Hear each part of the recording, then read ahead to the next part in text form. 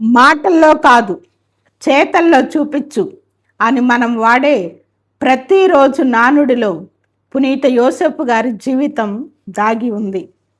నిశ్శబ్దంలో సేవ, శ్రమలో పవిత్రత పునీత యోసేపు గారి జీవితం. మాటల కంటే చేతలతో జీవించిన మహనీయుడు పునీత యోసేపు గారు. మే 1వ తేదీన ప్రపంచవ్యాప్తంగా కథోలిక శ్రీసభ శ్రమజీవి పునీత యోసేపు గారి పండుగను పురస్కరించుకొని అత్యంత వైభవంగా జరుపుకొంచున్నాము. క్రొత్త నిబంధన గ్రంథంలో యోసేపు గారు మాట్లాడిన ఒక్క మాట కూడా రాయబడలేదు. ఆయన మౌనం అసమర్థత కాదు, అది దేవుని స్వరాన్ని వినడానికి ఆయన పాటించిన నిశ్శబ్దం. ఆయన మాటల కంటే క్రియల ద్వారా దేవుని పట్ల తనకున్న ప్రేమను నిరూపించుకున్నాడు. అలాంటి పునీతుని గురించి ప్రత్యేకంగా ఈరోజు పండుగ రోజున ధ్యానించుకుందాం.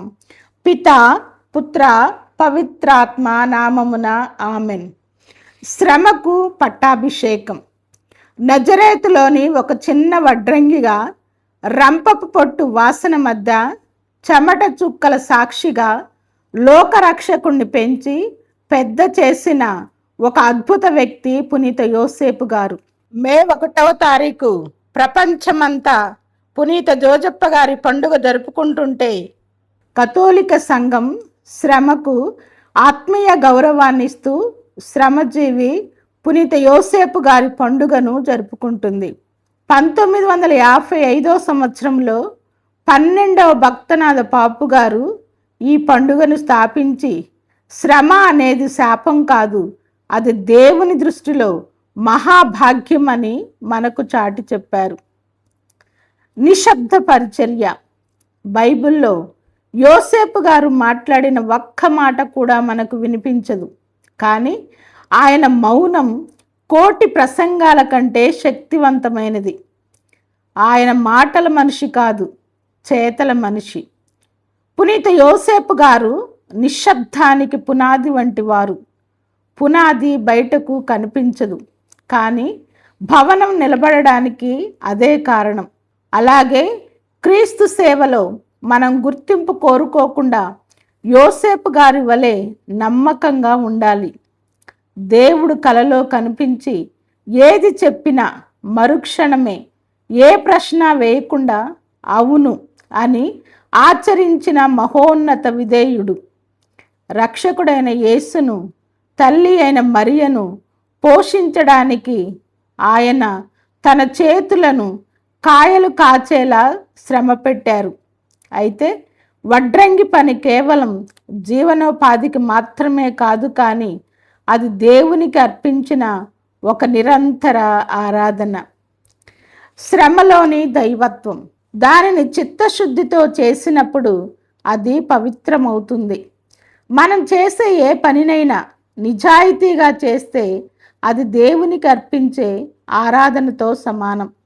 యేసు ప్రభువు పరలోకపు మర్మాలను బోధించడానికి ముందు యోసేపు గారి దగ్గర చెక్కను చెక్కడం, పనిముట్లను తయారు చేయడం నేర్చుకున్నాడు.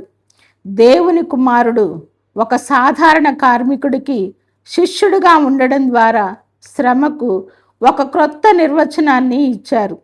వ్యక్తిగత జీవితంలో పవిత్రత కలిగిన వారినే దేవుడు గొప్ప కార్యాలకు వాడుకుంటాడు. యోసేపు గారు తన శ్రమ ద్వారా మనకు నేర్పే పాఠం ఒక్కటే: నీ పనిలో నీవు నిజాయితీగా ఉంటే నీవు దేవుని ప్రణాళికలో భాగస్వామివి. నీ పనిలో నీవు నిజాయితీగా ఉంటే దేవుని పనిలో, దేవుని ప్రణాళికలో నీవు భాగస్వామివి. సేవలో గుర్తింపు కంటే దేవుని సంతృప్తి చాలా ముఖ్యం. బాధ్యతాయుతమైన సంరక్షకుడు పునీత యోసేపు గారు. పసిబాలుడైన యేసును, తల్లి అయిన మరియమ్మను లోకపు ఆపదల నుండి కాపాడడానికి ఆయన తన జీవితాన్నే త్యాగం చేశారు. నజరేతులో ఒక సాధారణ వడ్రంగిగా శ్రమించి పవిత్ర కుటుంబాన్ని పోషించారు. ఆయన గర్వం లేని సేవక నాయకుడు.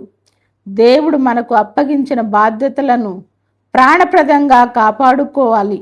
మన కుటుంబానికి పరిచర్య చేయాలి.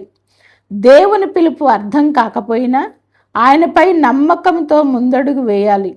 దేవుని చిత్తం ఎప్పుడూ సుఖంగా ఉండకపోవచ్చు, కానీ అది ఎప్పుడు సురక్షితంగా ఉంటుంది. విశ్వాసం అంటే కంటికి కనిపించేది కాదు, దేవుని వాగ్దానాన్ని నమ్మి అడుగు వేయడం. ఆయన జీవితమే ఒక పెద్ద ప్రసంగం. విశ్వాసం అంటే కంటికి కనిపించేది కాదు, దేవుని వాగ్దానాన్ని నమ్మి అడుగు వేయటం. పునీత యోసేపు గారి జీవితం ఒక పెద్ద ప్రసంగం.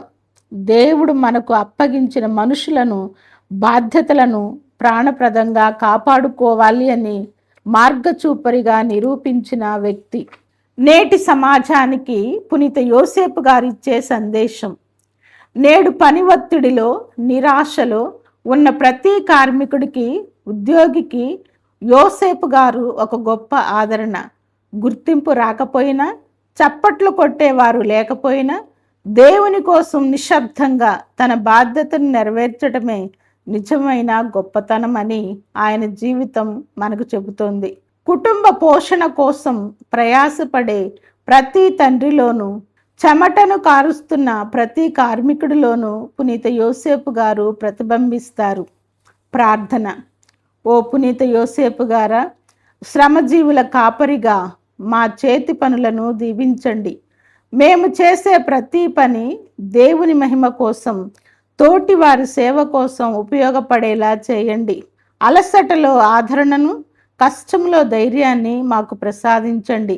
తిరుకుటుంబంలో మీరు చూపిన ఆత్మీయత మా ఇళ్లలోనూ, మా పని ప్రదేశాల్లోనూ వెళ్ళవిరియునుగాక.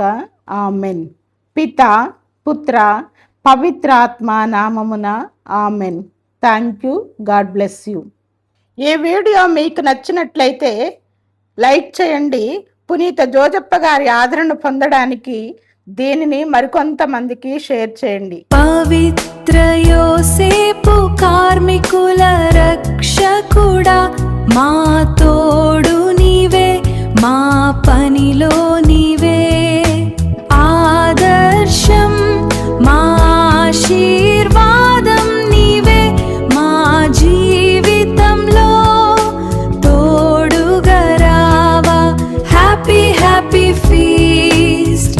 God bless you all.